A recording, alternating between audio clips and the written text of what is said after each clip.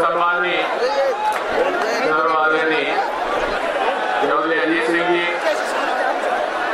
भूपेंद्र हुड्डा जी, शरद यादव जी, जयंत जी, केसी त्यागी जी, नसीम पठान साहब, डॉक्टर भाई, उपस्थित सभी मंच पर आदरणीय नेतागण, आदरणीय साथियों, मैं आभारी हूँ चौधरी अजीत सिंह जी का, जिन्होंने आज एक ऐसे शख्सियत की जन्म दिवस पर मुझे आमंत्रित दिया, जिन्होंने अपना पूरा जीवन गांधीवादी विचारधारा के साथ जीवन भर खादी पहनते हुए, किसानों के बीच में काम करते हुए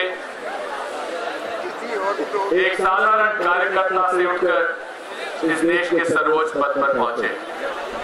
लेकिन उनके मन में,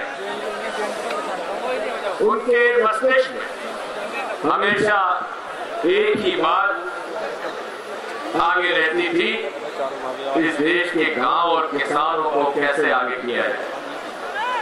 आज हम उनके स्मृति में संकल्प दिवस पर उपस्थित होकर उन्हें श्रद्धांजलि अर्पित करते हैं। आदरणीय साथियों, मुझे याद है चौधरी चरण सिंह जी के बताए हुए रास्ते पर चलते हुए चौधरी अजीत सिंह जी ने केंद्र सरकार से मांग रखी थी, जिस प्रकार राज्यों में आरक्षण जाट को मिला हुआ है, उसी प्रकार केंद्र सरकार में भी होना चाहिए।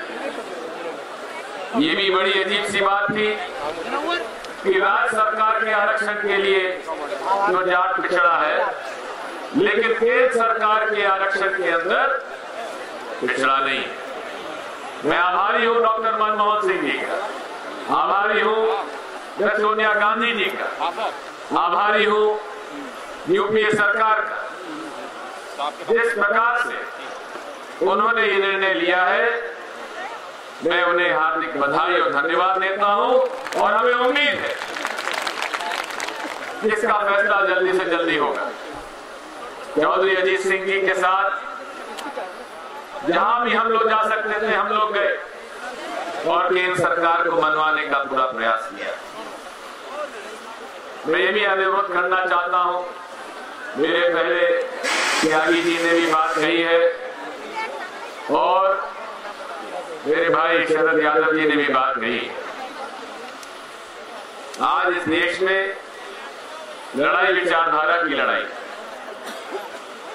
वो विचारधारा जिस विचारधारा को अपनाकर चौधरी चरण सिंह जी ने जीवन भर संघर्ष किया, वो गांधीवादी विचारधारा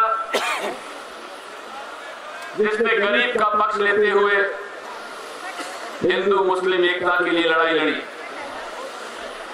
और आज इस बात को हम कैसे भूल सकते हैं कि महात्मा गांधी की हत्या करने वाले कौन लोग थे? वो विचारधारा थी जिसने हिंदू और मुसलमानों के बीच में खाई पैदा की। मुझे इस बात का दुख है कि जिस आदर्श के लिए, जिस हिंदू मुस्लिम एकता के लिए चौधरी चरण सिंह जी ने जीवन भर संघर्ष किया, आज उन्हीं के इलाके में हिंदू मुसलमानों को बीच में लड़ाई कराकर कुछ राजनीतिक दल रोटियां सेकना चाहते हैं। मैं आपसे अनुरोध करना चाहता हूं कि इस देश में ये आपको तय करना पड़ेगा कि गांधी की विचारधारा काम करेगी या गोडसे की विचारधारा काम करेगी। निर्णय आप लोगों को तय करना पड़ेगा। ये आप लोगों को तय करना पड़ेगा कि हिंदू मुस्लिम एकता से इस देश को चलाया जा सकता है या हिंदू और मुसलमानों के बीच में लड़ाई करवा कर इस देश को बांटा जा सकता है। मैं आपसे अनुरोध करने आया हूं और मैं सहमत हूं भाई शरद यादव जी से, इस देश की तरक्की के लिए ये आवश्यक है और ये सच्ची श्रद्धांजलि होगी कि हम किस प्रकार इस देश में हिंदू मुस्लिम एकता को अपनाते हुए इस देश के सांप्रदायिक सद्भाव को, गंगा जमनी संस्कृति को आगे ले जा सके, ये हमारे लिए सबसे बड़ी चुनौती है। और यही चुनौती हमें का सामना करते हुए चौधरी चरण सिंह जी के स्मृति में उन्हें श्रद्धांजलि अर्पित करना है। यही मैं अब आपसे अनुरोध करना चाहता हूं। बहुत बहुत धन्यवाद। जय।